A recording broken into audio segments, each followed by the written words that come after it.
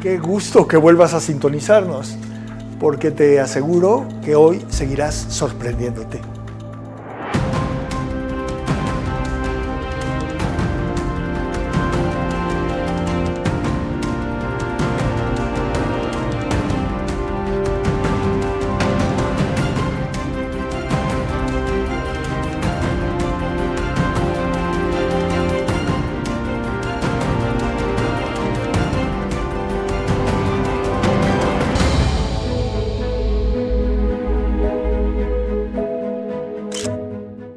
El funcionamiento del cerebro en condiciones normales se hace a través de sinapsis.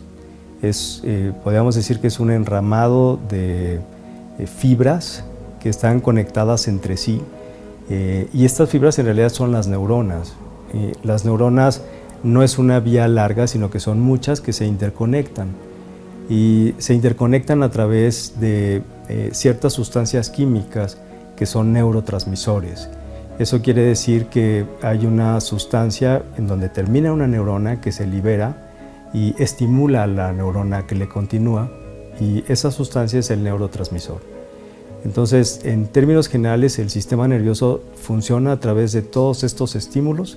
Estamos hablando de estímulos químicos que son a través de los neurotransmisores, pero desde luego el sistema nervioso también tiene una actividad eléctrica cerebral, que cuando se desorganiza esta actividad eléctrica, lo que vemos son epilepsia, son crisis convulsivas. Esa es la manifestación que tiene.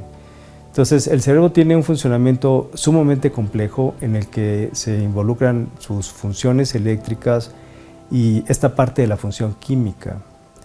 Los neurotransmisores, aunque su función específica es el conducir la información de una neurona a otra, pues también pueden tener otras funciones en el ser humano, como son parte de las emociones, etc. Y por eso es que a veces algunos fármacos o algunas sustancias pueden trabajar o tener un mecanismo de acción a través de los neurotransmisores. Y en este sentido también es como conveniente hacer como énfasis en que hay diferentes sustancias químicas. Uno son los neurotransmisores, que decíamos que se encargan de hacer esta conducción. Esa es su principal función en el organismo, en el sistema nervioso. Pero también hay hormonas, y las hormonas son otro tipo de sustancias que se liberan en algunas glándulas. Hay algunos neurotransmisores que en realidad también funcionan como hormonas, y hay otros que estimulan la formación de hormonas. Entonces hay un funcionamiento neuroendocrino, podríamos decir, en donde el sistema nervioso estimula a través de estímulos la formación de algunas hormonas. Y a veces el modificar estas sustancias, el que se modifique estas sustancias por enfermedades degenerativas, pues nos puede traer como consecuencia algunas enfermedades. Quizá la más representativa de todas es la falta de dopamina. Dopamina es un neurotransmisor. Y hay alguna enfermedad degenerativa, quiere decir que se van degenerando, muriendo ciertas neuronas que producen dopamina, y este es el mejor ejemplo de esta, es la enfermedad de Parkinson, en donde en esta enfermedad de Parkinson lo que se sabe es que hay una pérdida progresiva de neuronas dopaminérgicas. Entonces deja de haber dopamina circulante, que tiene una función muy específica, y entonces empieza a haber una serie de manifestaciones neurológicas que incluyen el temblor, la rigidez, las alteraciones para caminar, etc. Hay algo que se conoce o que tiene una función similar a lo que tienen los opiáceos, que son las endorfinas. Estas endorfinas, de hecho, se podría considerar que es como una heroína endógena, porque es una sustancia que cuando se libera produce una sensación agradable de bienestar que produce adicción. Y sí, muchas actividades que nosotros hacemos en nuestra vida diaria puede aumentar la liberación de catecolaminas, y esto aumenta la liberación de endorfinas, que nos da placer. Y los principales ejemplos de esto son algunas actividades que pueden provocar adicción. Las drogas actúan sobre este mecanismo, me estoy refiriendo pues, a las drogas que causan hábito, pero también algunas otras condiciones como el ejercicio, por ejemplo, libera endorfinas, y al final se viene haciendo también una especie de dependencia para hacer ejercicio. En algunas personas se libera también endorfinas a la hora de comer. En la actividad sexual se liberan endorfinas y por eso es la sensación tan agradable que sentimos cuando hacemos cualquiera de estas actividades. Entonces, sí podemos manipular, digamos, entre comillas, la liberación de algunos neurotransmisores, específicamente de catecolaminas, de dopamina también, de algunos otros también, ¿no? Hay algunos otros que, por ejemplo, se sabe que en aumento excesivo, como el glucagón, por ejemplo, es deleterio, o sea, puede provocar ciertas enfermedades, ¿no? Sí las podemos modificar y también hay algunos medicamentos que actúan a través de modificar los neurotransmisores y el ejemplo más claro pues son los antidepresivos. Y bueno, hay algunos otros fármacos también para la enfermedad de Parkinson. Si lo que falta es dopamina, pues damos dopamina exógena a través de una pastilla. El usar este medicamento exógeno, pues desde luego es una solución, digamos, a corto plazo para la enfermedad de Parkinson, donde lo que damos es una dopamina exógena. Pero a largo plazo, administrar dopamina también trae efectos colaterales. Y estos efectos colaterales son muy bien conocidos cuando se administra a largo plazo y cuando se administra a dosis mayores. Se sabe muy bien qué pasa con esos efectos colaterales. Y a veces se empiezan a ver algunos fenómenos de movimientos anormales, como corea, por ejemplo, o se empieza a ver fenómenos en que se termina la dosis y se va requiriendo más y más y más y más dosis. Entonces sí jugamos un poco con las dosis, que depende de muchos factores. Yo creo que hay varios factores y algunos están genéticamente determinados. Eso quiere decir que nacemos con ellos. Y se sabe, por ejemplo, que en algunas enfermedades degenerativas hay cierta predisposición genética, aunque muchas de esas enfermedades todavía no está totalmente establecido cuál es la alteración genética que hace que se herede la enfermedad. Lo que sí sabemos es que hay predisposición a que se tenga la enfermedad. Y si a eso sumamos un medio ambiente adverso o favorable, pues los resultados van a ser diferentes. Vamos a tener diferentes caminos de manifestación o no de enfermedad o de actitud. Y el gen, por ejemplo, de la obesidad, se sabe que, bueno, se estudia cada vez con mayor frecuencia, pero también sabemos que la gente que tiene obesidad, en una familia que todos son obesos, los hábitos de alimentación seguramente contribuyen a que todos los que viven en esa familia, incluyendo los hijos, adopten esos hábitos de alimentación.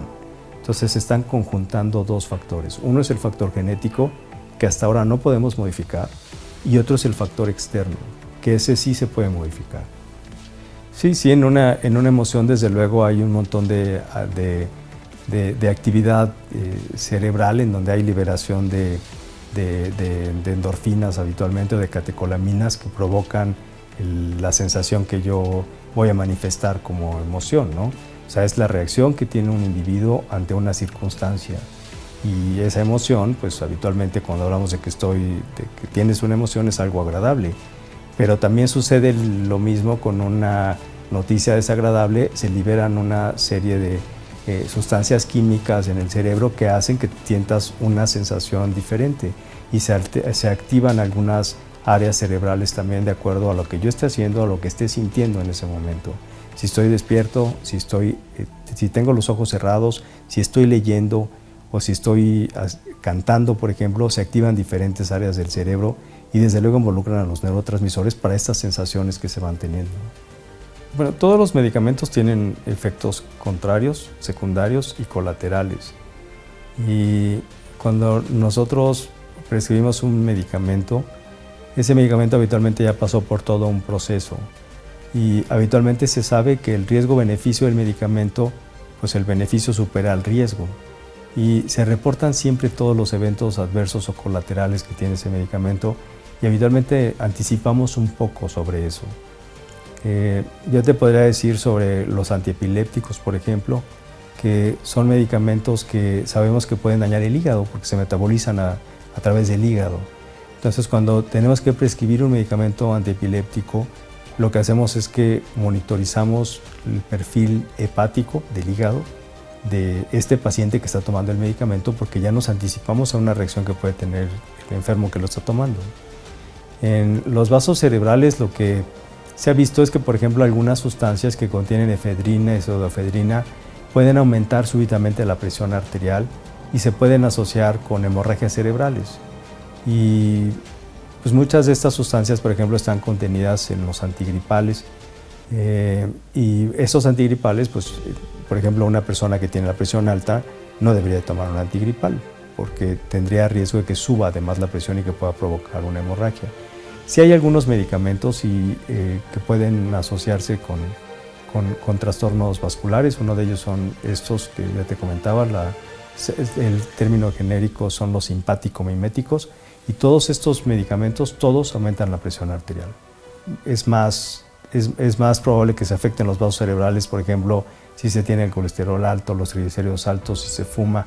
O sea, son consecuencias en el vaso de las actitudes que se tiene día con día, ¿no? O sea, el tabaquismo, la obesidad, el sedentarismo, el colesterol alto, el alcoholismo provocan daño en el vaso cerebral. Son más acciones exógenas que medicamentos. Y sucede que cuando se tienen estos malos hábitos, el problema es algo que se llama aterosclerosis, que es el depósito de entre colesterol, grasas, calcio en la arteria, y son placas que se forman y que van tapando la arteria. Entonces la manifestación de esa placa es, si esa placa está en el corazón, el resultado es un infarto en el corazón. Si esa placa es una placa que está en el cerebro, el resultado es un infarto en el cerebro. Entonces, aquí pues, una parte importante es que hay una gran prevención.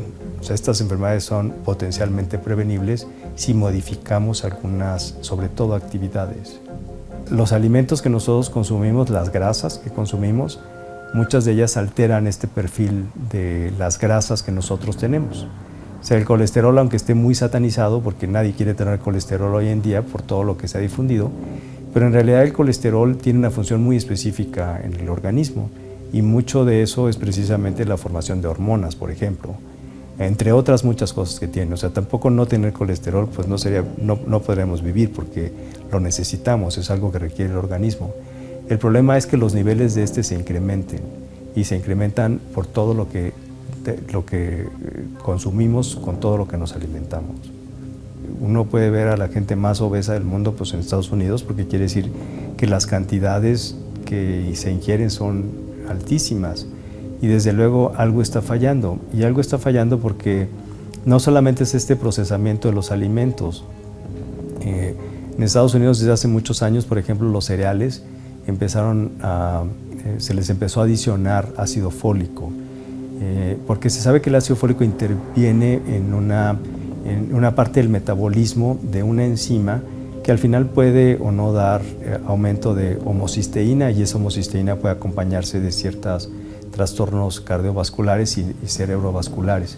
Sin embargo, a pesar de esto, que es un país en donde se consume demasiados cereales me refiero para desayunar, etcétera, pues tienen una alta prevalencia. Es el país donde más eventos cardiovasculares existen. Seguramente sí, es todo lo exógeno que se come.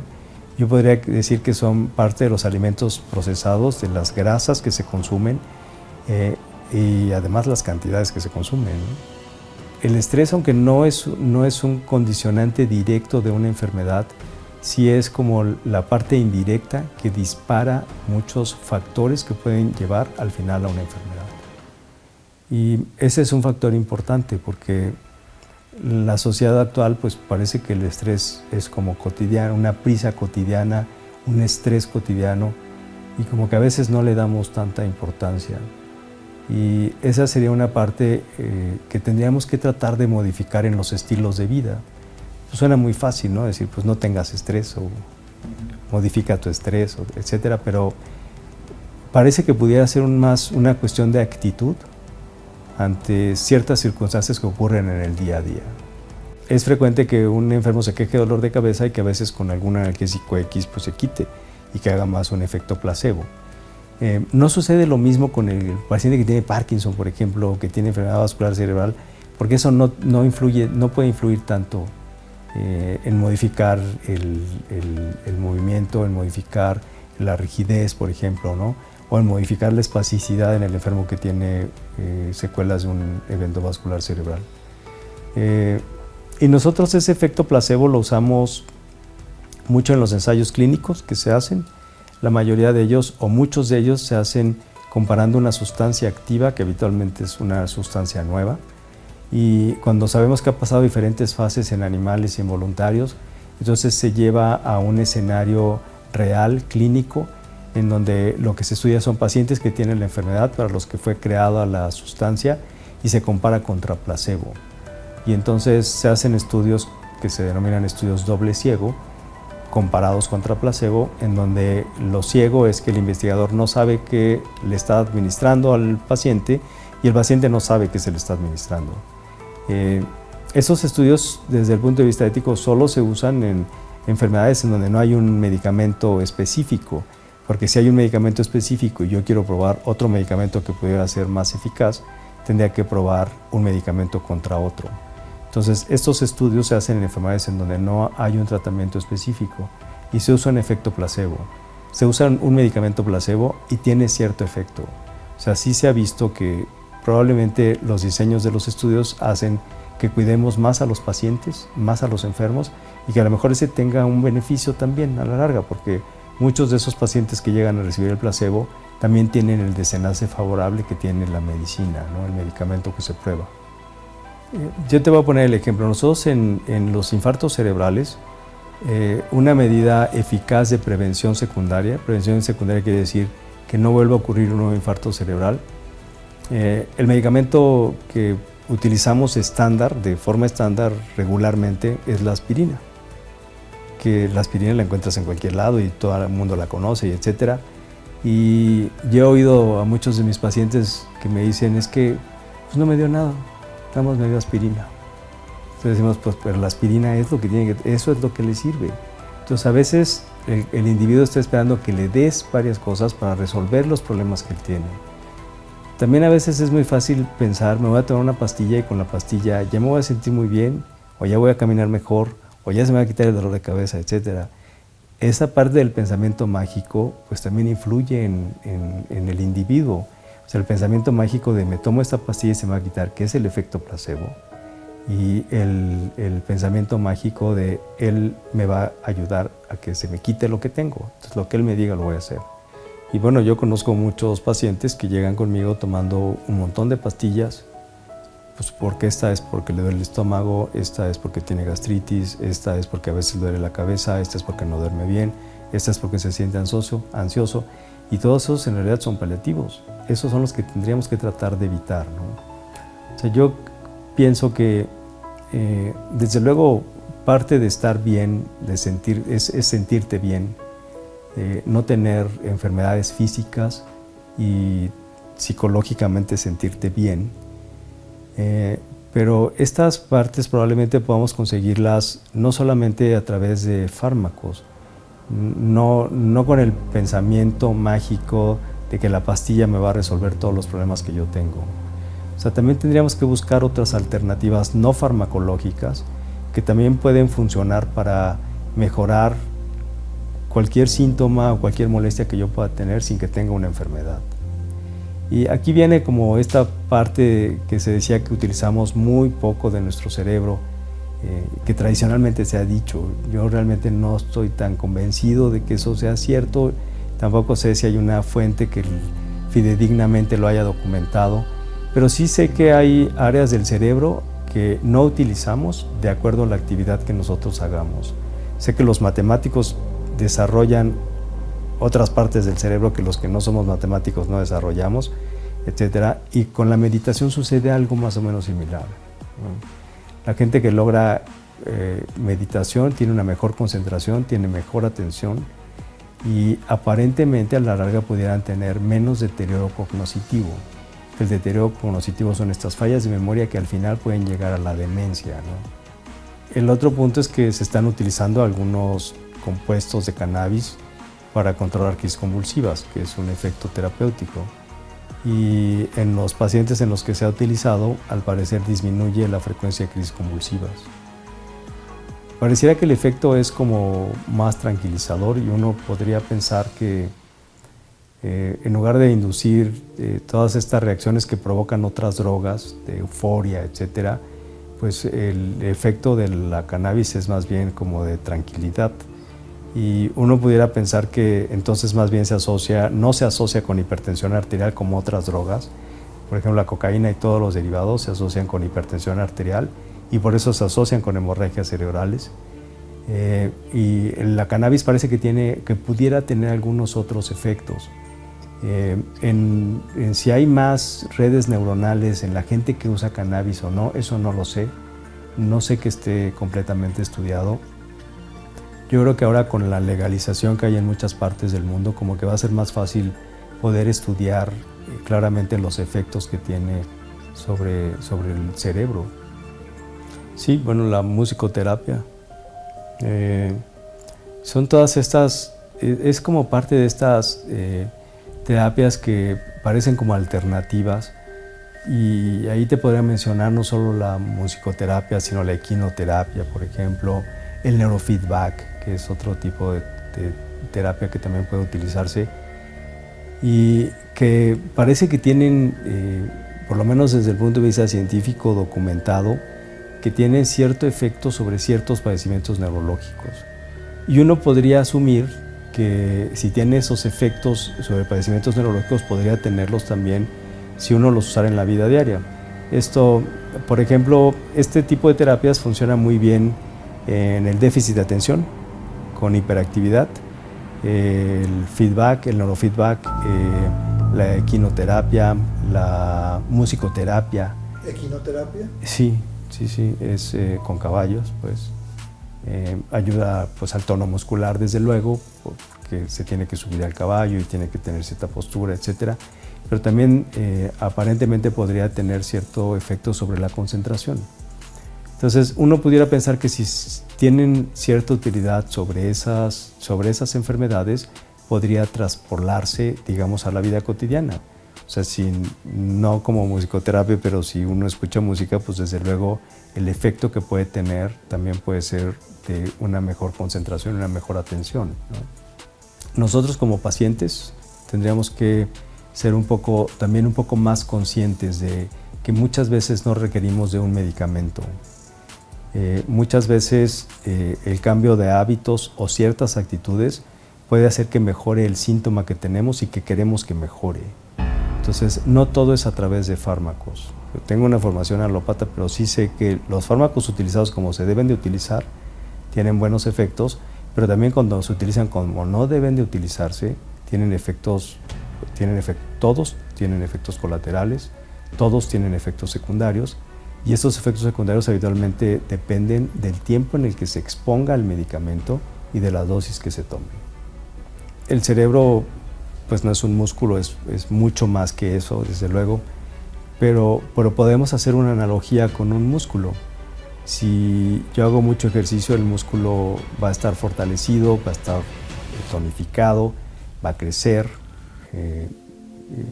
Con el cerebro pasa algo más o menos similar. Si yo tengo mucha actividad intelectual, el cerebro probablemente cree más redes neuronales, tenga más sinapsis, y eso favorezca la salud mental, ¿sí? La salud intelectual. Y esa es una parte, pero la otra es que el organismo es un todo. El cerebro no se puede ver como un órgano aparte, sino que prácticamente todo lo que sucede en el organismo se refleja en el cerebro. Entonces eso quiere decir que todo lo que yo como, el ejercicio que yo hago, cómo duermo, el estrés que manejo, o sea, todas esas cosas que parecieran que pudieran no tener efecto en el cerebro son factores que influyen. Entonces, si yo quiero tener una buena salud mental o un órgano funcionando bien, un cerebro funcionando bien, tendría que estimularlo desde el punto de vista intelectual. Estimularlo desde el punto de vista intelectual es estimularlo desde todos sentidos. La lectura es una muy buena forma de estar ejercitando el cerebro. La alimentación es muy importante para el cerebro. El cerebro se nutre de lo que le llega minuto a minuto. O sea, no tiene una sola reserva. Si el cerebro deja de recibir sangre por unos minutos se muere la parte que no recibe sangre. Entonces está recibiendo nutrientes minuto a minuto. Lo que yo como impacta en el cerebro. Si yo tengo la glucosa muy alta, impacta en el cerebro. Si tengo la glucosa muy baja, impacta en el cerebro. El colesterol y todos los derivados de las grasas impactan también en el cerebro. Entonces, si quiero tener un cerebro adecuado, tengo que estimularlo desde todos los puntos de vista, tengo que tener una alimentación adecuada. El ejercicio favorece la circulación, entonces tendría que incorporar el ejercicio a mi vida diaria y tendría que cuidarlo también no usando cosas que lo puedan perjudicar. El tabaco, por ejemplo, el cigarro es algo que lo perjudica, digo, no solo al cerebro, sino todos los vasos del cuerpo y del cerebro, ¿no? Lo que se ha visto que la falta de sueño y el ronquido también incrementa el riesgo de tener infartos cerebrales. Y esto, sobre todo el ronquido, cuando el insomnio se asocia con ronquido, en el ronquido habitualmente hay un periodo en el que se deja de respirar, baja la oxigenación. O sea, la gente que tiene ronquido e insomnio, o insomnio con o sin ronquido, tiene niveles bajos de oxigenación y eso no favorece al cerebro. O sea, eso también habría que tratarlo. El mensaje más importante sería el cuidado del cerebro, y este cuidado del cerebro se hace a través de muchas situaciones que ya comentamos. Yo diría que la lectura favorece el desarrollo del cerebro, el cuidado del cerebro. El ver la televisión no lo favorece, no sería una condición que se podría recomendar. Y los hábitos que tenemos, tanto de sueño, de ejercicio y de alimentación, influyen en tener un cerebro saludable. Te conviene, no te pierdas nuestro siguiente episodio. Si el individuo, que yo diría que por ahí empieza todo, antes que yo dé una recomendación para la industria, yo le diría al individuo, si cada quien puede empezar a volverse un poquito más consciente y empezarse a preocupar más de su cuerpo, a cuidarlo más, es decir, a ser más bondadosos, cariñosos con nuestro propio cuerpo. De cualquier manera, el bienestar es muy atractivo.